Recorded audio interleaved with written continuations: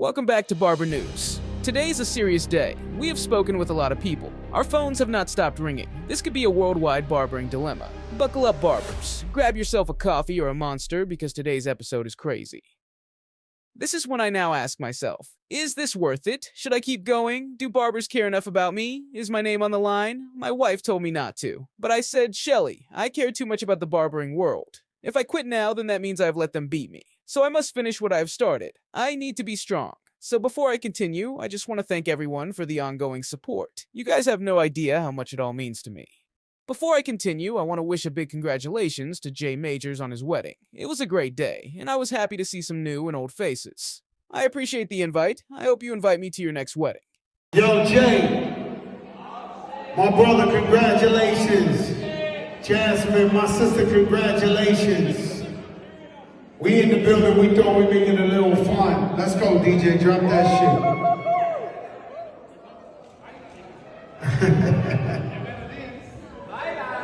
shit. Yo. It's a beautiful wedding, man. Congratulations, my brother. God bless you and your family, man. That rapper really must be crazy broke if he is now doing weddings. I can't imagine he is a client of Jay's, he has no hair. However, let's move on.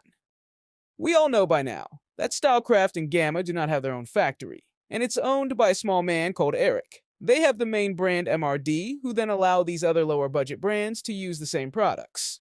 I won't say exactly how many, but it would be over 20 brands that now come from the same factory, all using the exact same products with just a different label, which means same products will mean the same problems.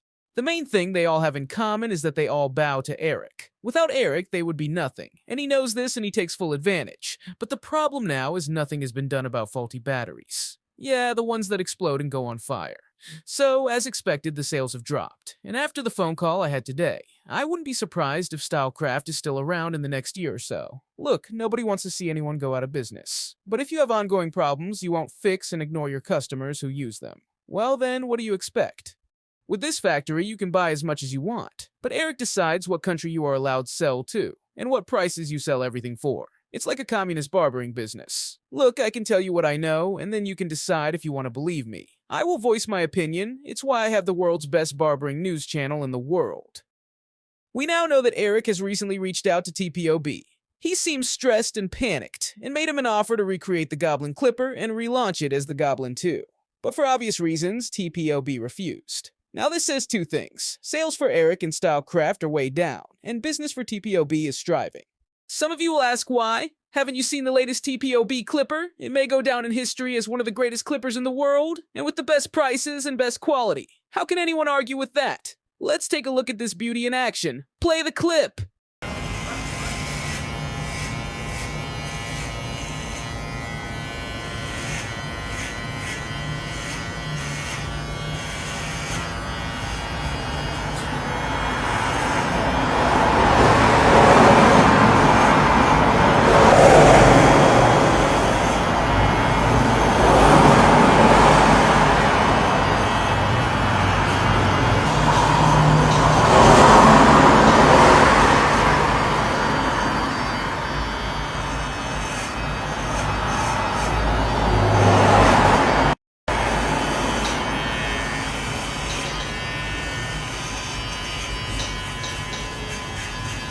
That's a machine that will be around forever. The TPOB Play Clipper. You can find this along with loads of amazing products on the pissedoffbarber.com.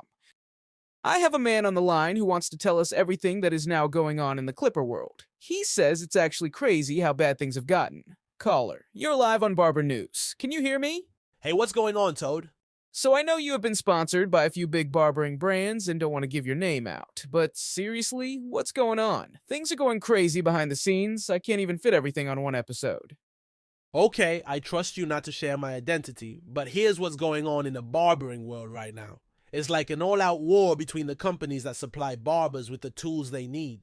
On one side, you've got factories going out of business, and on the other, you have companies that are thriving. And the truth behind it is simple. If you give barbers what they want, your business will succeed.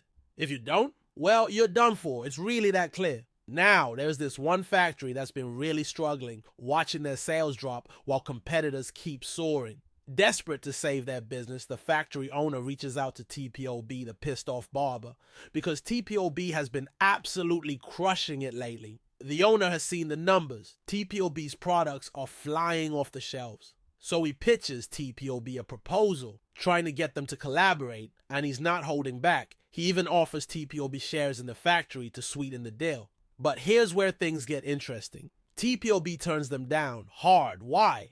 Because they've worked with this factory in the past, and it was not a good experience. The people there weren't easy to deal with, and TPOB had no interest in getting mixed up with them again. So, in the politest way possible, TPOB tells the factory owner, "Don't contact me again." Now, here's the part that shows just how bad things have gotten. The owner, this guy named Eric, was basically in tears on the phone. He's telling TPOB that he spent years trying to build up the business, trying to make it successful, but it just isn't working. TPOB wasn't moved, though. They know that sticking to their own vision is what's made them so successful, and no matter how much Eric begged or offered, they weren't about to compromise. It just goes to show if you're not doing things right in this industry, you're not going to make it.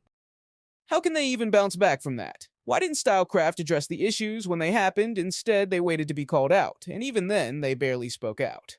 I mean, they even had news channels contact them over it and heard nothing back. I heard the guy Austin never really ran a business by himself, and that his father always helped him, and that's why it's now failing. Is that true?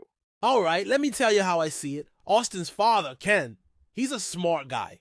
I mean, this man worked for Babyliss back in the day and laid down a solid foundation for his son, no question about that. But here's the thing, just because a builder puts up a great house doesn't mean any random person can keep it standing. You need someone with real skill, someone who knows what they're doing. And honestly, I'm not sure Austin has those skills when it comes to business. If he did, we wouldn't be seeing the company struggling the way it is. Word on the street is that they're planning to sell the company, or at least a big chunk of it, by 2025. And here's where it gets even crazier. TPOB has already started having conversations about potentially buying a percentage. Can you imagine? That would shake things up in a big way if it happens. Now, in my opinion, Ken could still turn things around if he really wanted to. He's got the experience and the know-how to save the company from tanking. But if he keeps letting Austin run things, I think the value of that business is going to drop fast. It's like watching a slow motion crash. You can see it coming, but you can't look away.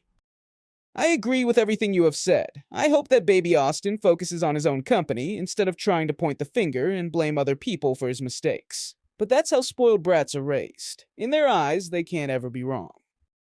Austin needs to look in the mirror now and ask himself, do you want to be still in business in the next 2 years? And if he does, well, then he needs to wake up and make some big changes.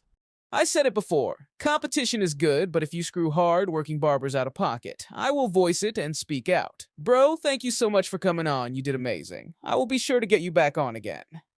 Anytime, my brother. If you need me, holla at me, and just let me give a shout to Dr. Barber, you the man. A real one. Thanks, Toad. God bless.